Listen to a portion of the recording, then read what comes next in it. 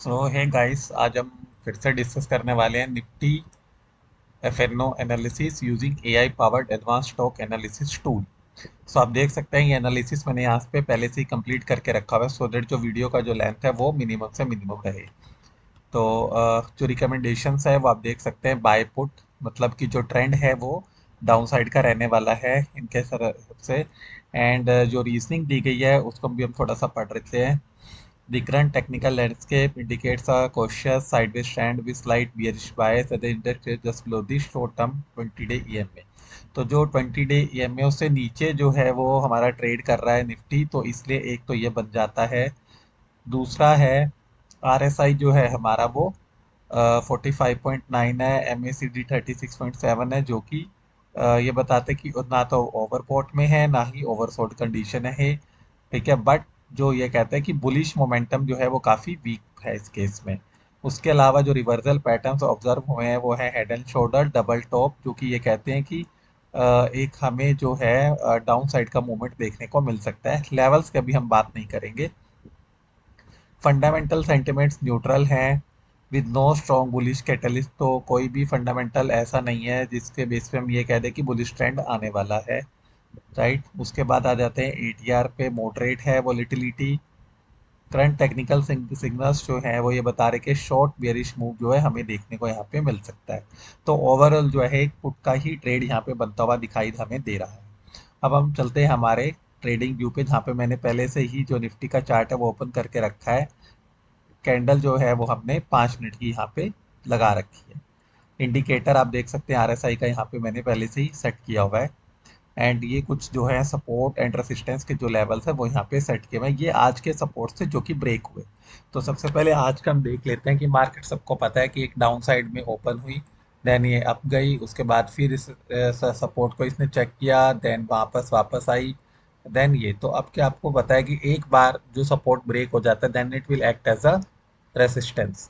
तो जितने भी हमारे जो सपोर्ट होते हैं जो ब्रेक हो जाते हैं वो क्या बन जाते हैं, रेसिस्टेंस। तो अब हम क्या करेंगे, जो हमारे S1 S2 S3 हैं ये सब क्या हो जाएंगे, हमारे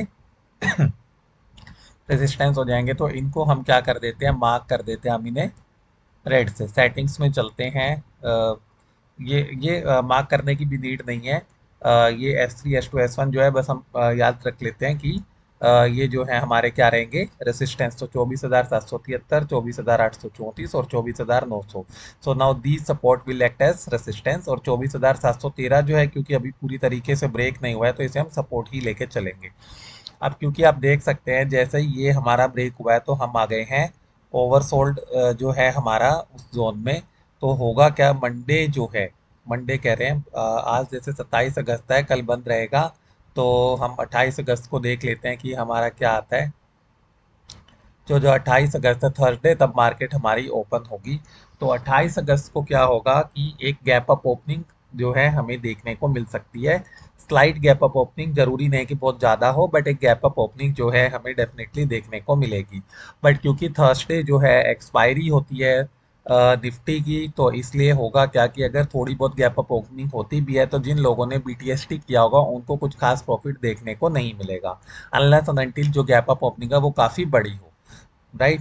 तो उस केस में क्या है, अब हमें अगर किसी ने बीटीएसटी किया हुआ है तो उस केस में क्या रहेगा, gap up opening unless and until बहुत बड़ी ना हो, बहुत ज़्यादा ना हो, कम से कम 100 पॉइंट की, तब तक जो है हमें एक अच्छा प्रॉफिट देखने को नहीं मिलेगा बीटीएसटी के केस में, बिकॉज थर्सडे जो है हमारी निफ्टी की एक्सपायरी रहेगी। अब हम आ जाते हैं कि जो हमारा जो ये सॉफ्टवेयर है A I powered advance token analysis tool, जिसमें इसने रिकमेंड किया है पुट, तो वो हमें कैसे ट्रेड लेना है, क्योंकि यहाँ पे रिकमेंडेशंस पुट की है, गैप अप ओपनिंग की हम बात कर रहे हैं, तो हम ट्रेड अप पुट में ले कैसे।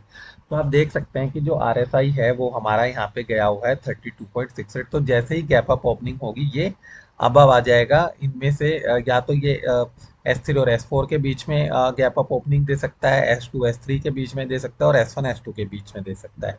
कहीं पर भी ये गैप अप ओपनिंग दे सकता है। तो हमें जो है जो पहली 5 मिनट की जो कैंडल है हमारी, उसको हमें क्लोज होने का वेट करना है।